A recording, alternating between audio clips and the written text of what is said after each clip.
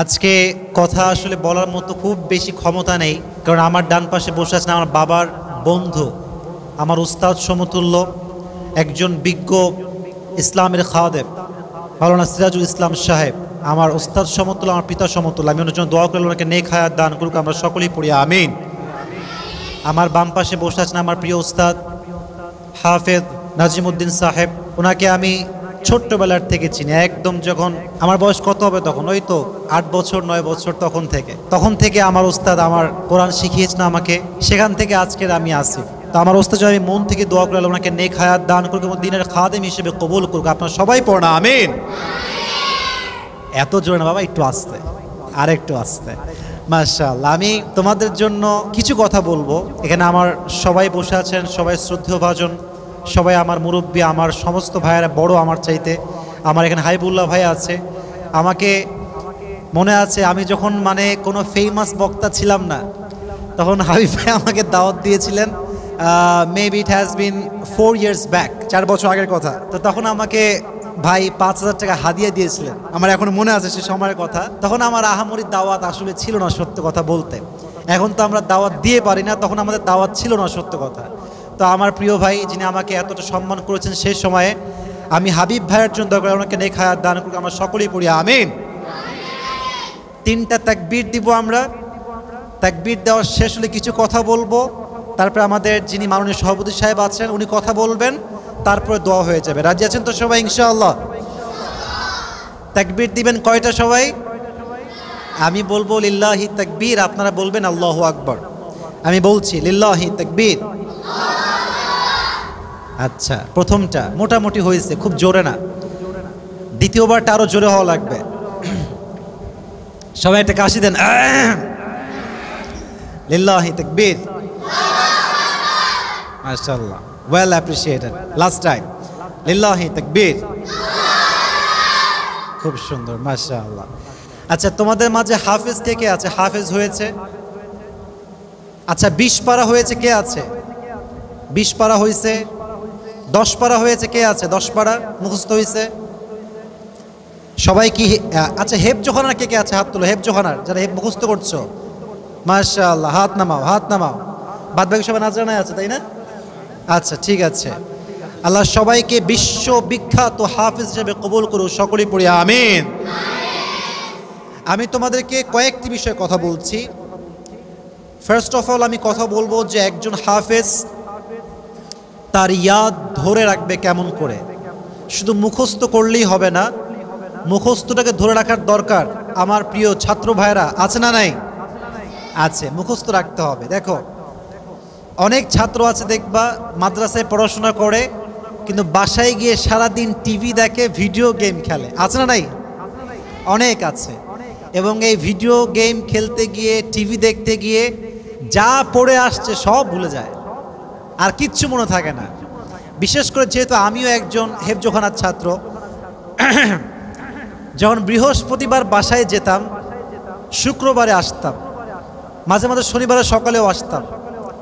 তো বাসার থেকে এসে যখন হেফজোখানায় ঢুকতাম, এত মন খারাপ লাগতো আমার যে আমি তো জেলখানায় আবার চলে আসলাম।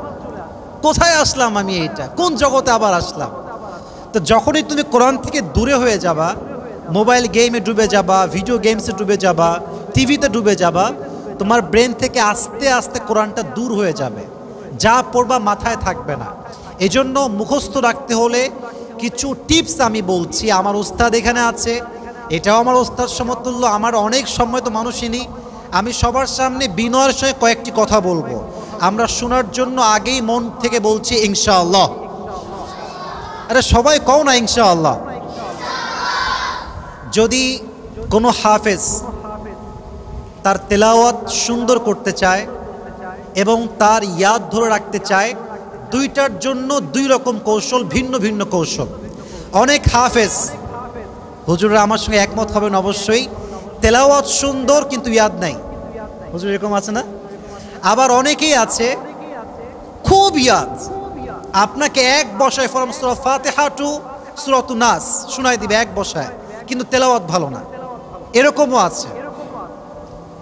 যারা ভালো হাফেজ, যাদের ইয়াদ ভালো, তারা অলওয়েজ একটা বিষয় খুবই sensitive, they are very alert about it, they are very energetic about it. একটা বিষয়ে আমরা খুব খেয়াল রাখি যাদের ইয়াদ ভালো, সেটা হচ্ছে উঠতে, বসতে, খেতে, ঘুমানোর আগে, নামাজে অলওয়েজ তেলাওয়াত করা। কি করা বলো তো সবাই, আমরা বলি তো সবাই কি করা? তেলাওয়াত করা। আচ্ছা দেখো, আমি একটা কথা বলবো এখানে, এটা কোনো অহংকার না, এখানে ওলামা ইকরাম আছেন। আমার এখনো মনে আছে, এটা আমি আগেও বলেছিলাম একবার হয়তো বা, আমি যখন কাফিয়া জামাতে পড়তাম, এটা কওমি মাদ্রাসা নেসাবে একটি জামাতের নাম বললাম, কাফিয়া জামাত। আমার এখনো মনে আছে, আমি ওয়াল্লাহি আল্লাহর শপথ করে বলছি, এটা কোনো অহংকার নয়, it's not show off, just তোমাদেরকে মোটিভেট করতে চাই, তোমাদেরকে উদ্বুদ্ধ করতে চাই যারা ছাত্ররা তোমরা এখানে আছো। আমি এক রোজার থেকে নিয়ে আর এক রোজা পর্যন্ত পুরো এক বছরে প্রত্যেকটা এক্সামে, অর্থাৎ প্রত্যেকটা পরীক্ষায় প্রথমও ছিলাম। ইভেন উত্তরবঙ্গে যে বোর্ড ছিল, বোর্ডে আমি স্ট্যান্ডও করেছি, 10 জনের মাঝে আমার নামও ছিল। এবং ওই পুরো বছরে আমি প্রায় 4 থেকে 5টা কিতাব তাকরার করাতাম। এই সব কিছু মেইনটেন করে পুরো বছরে এক রোজা থেকে নিয়ে আর এক রোজা পর্যন্ত, অর্থাৎ এক ঈদ থেকে আর এক ঈদ পর্যন্ত আমি মোট 93 খতম তেলাওয়াত করেছিলাম। সবাই পড়ি আলহামদুলিল্লাহ। বলবেন যে আপনি কি খুব অহংকার করছেন? না, অহংকার না। আমি কেমনে করেছি আমি জাস্ট শেয়ার করছি আপনাদেরকে বোঝাবার স্বার্থে, যেন আপনারাও ট্রাই করেন। আমার এখনও মনে আছে, এটা মিথ্যা না, কারণ আমার ছাত্র ভাইরা হয়তো এটা শুনবে ইউটিউবে বা ফেসবুকে। আমি প্রত্যেক দিন ঘুম থেকে উঠতাম ঠিক ভোর 3টা থেকে 3:30টার ভিতরে। আমার এখনও মনে আছে যে আমি প্রত্যেক দিন তাহাজ্জুদে কমপক্ষে 2 থেকে 3 পারা তেলাওয়াত করতাম। আমি শিখাচ্ছি, এদিকে বাচ্চারা এদিকে তাকাও, বাবুরা এদিকে তাকাও, তেলাওয়াত কেমনে করবা। আমরা 5 ওয়াক্ত নামাজ পড়ি না? আরে বলো না, পড়ি না? আমরা পড়ি মাশাআল্লাহ। প্রত্যেক দিন তাহাজ্জুদে উঠবা, উঠে আল্লাহু আকবার দিয়ে শুরু করবা, যা ইয়াদ আছে পড়া ট্রাই করবা। যে তুমি 10 পারার হাফেজ হও, তুমি 5 পারা পড়বা, তুমি 2 পারা পড়বা, বাট রিপিট আফটার রিপিট পড়তে হয়। প্রত্যেক দিন পড়লে এটা ঠুটস্থ হয়ে যায়। তো আমার এখনও মনে আছে, আমার রেগুলার প্রসেস যা ছিল, দৈনন্দিন আমি যেমনে পড়তাম, এটা হচ্ছে প্রথমে উঠে আমি তাহাজ্জুদে পড়তাম, পড়ে আমি কিতাব মুতালা করতাম। আবার ঠিক আজান যখন দিত, নামাজের ঠিক 15 মিনিট আগে মসজিদে যেতাম। ফজরের পূর্বে আমরা কয় রাকাত সুন্নাত নামাজ পড়ি? বলেন সবাই, কয় রাকাত? ওই 20 মিনিট পাইলে 1 পারা, 15 মিনিট পাইলে 15 পৃষ্ঠা পড়তাম। আবার ফজরের পরে পড়তাম, তারপরে কিতাব মুতালা করতাম, আরও সামনের পড়াগুলো রিভাইজ দেওয়া ট্রাই করতাম, আগের পড়াগুলো পড়া ট্রাই করতাম। সব কিছু মিলিয়ে আমার এখনও মনে আছে যে ওস্তাদ ক্লাসে আসেন নাই, আমার ভাল লাগছে না, আমি মনে মনে তেলাওয়াত করতাম। আমার এমনও দিন গেছে, আমি আবারও বলছি, ওয়াল্লাহি ওয়াল্লাহি ওয়াল্লাহি, আল্লাহর কসম করে বলছি, ওয়াল্লাহি বিল্লাহি তাল্লাহি, কোনো শো অফ নয়। আমার এমনও দিন গেছে আমি একদিনে 2 খতম তেলাওয়াত করেছি। কয় খতম? 2 খতম। কেমনে পেরেছি? এটার একটাই মাধ্যম, আমার প্রিয় ছাত্র ভাইয়ারা, একটাই মাধ্যম, তোমাকে মনে মনে পড়ার অভ্যেসটা গড়ে তুলতে হবে। মনে মনে পড়া, এটা ছাড়া তুমি পারবা না। মনে করো তুমি খেতে বসেছো, খাওয়ার পূর্বে তেলাওয়াত করা, মনে মনে তেলাওয়াত। বাসায় যাচ্ছ, রিক্সায় তেলাওয়াত করা। আমার এখনও মনে আছে, আমি যখন নানি বাড়ি গেছিলাম, আমার নানি বাড়ি যাওয়ার সময় আমি 1 খতম মনে মনে পড়েছি, আসার সময় আমি 1 খতম মনে মনে পড়েছি।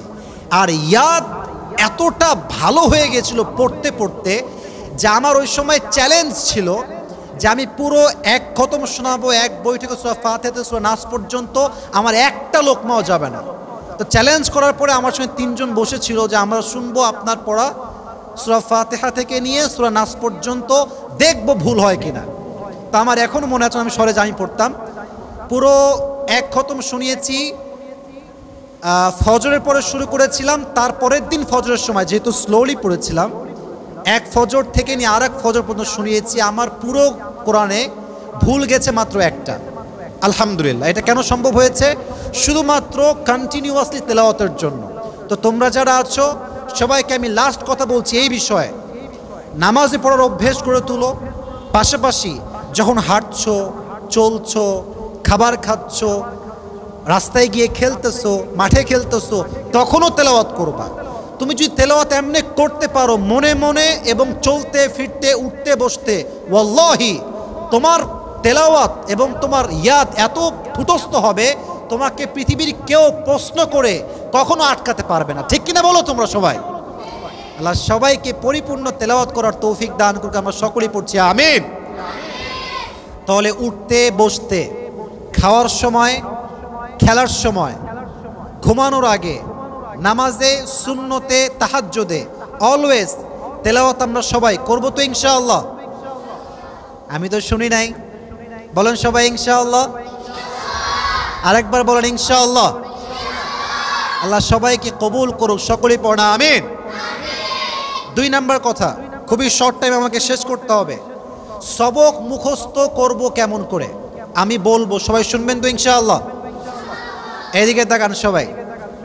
আচ্ছা, মনে করেন for an example this is a book which is কোরআন। এটা হচ্ছে কোরআন, জাস্ট ফর এন এক্সাম্পল, উদাহরণস্বরূপ।